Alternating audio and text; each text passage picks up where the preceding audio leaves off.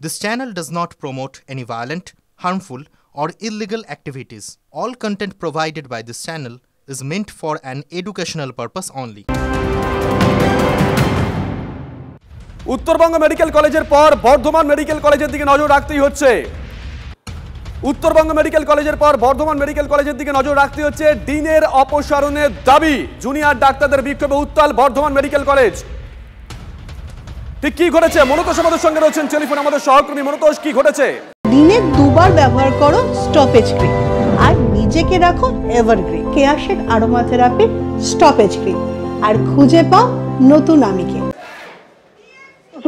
Bardhaman medical কলেজের যারা student রয়েছে তারা আজকে বর্ধমান মেডিকেল কলেজের প্রিন্সিপালের ঘরের সামনে তারা বিক্ষোভ দেখাতে থাকেন। তারা যেটা জানাচ্ছেন যে বর্ধমান মেডিকেল কলেজের যিনি হাসপাতাল সুপার রয়েছেন ডক্টর তাপস ঘোষ, তিনি দুটি পদে একসঙ্গে রয়েছেন। তিনি যেমন একদিকে হাসপাতাল সুপার রয়েছেন, অন্যদিকে তিনি ডিন অফ স্টুডেন্ট অ্যাফেয়ার্স এই পদটি আঁকড়ে আছেন।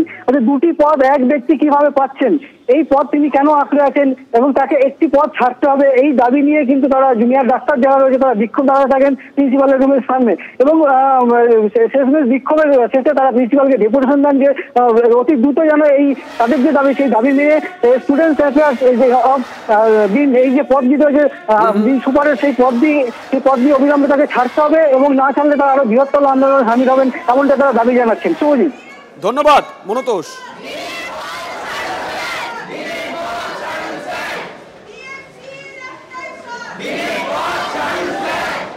গুরুত্বপূর্ণ দুটো পোস্ট, মেডিকেল সুপারিনটেন্ডেন্ট কাম ভাইস প্রিন্সিপাল এবং ডিন অফ স্টুডেন্টস অ্যাফেয়ার, সেই দুটো পোস্ট এক ব্যক্তি দীর্ঘদিন ধরে কি করে কায়েম রাখতে পারেন? তাই আমরা মনে করি এই কর্তৃপক্ষের যোগ সাজসেই এই যে সিন্ডিকেট চক্র চলছে, তারা কর্তৃপক্ষের একটা বড় অংশ তারা সরাসরিভাবে যুক্ত।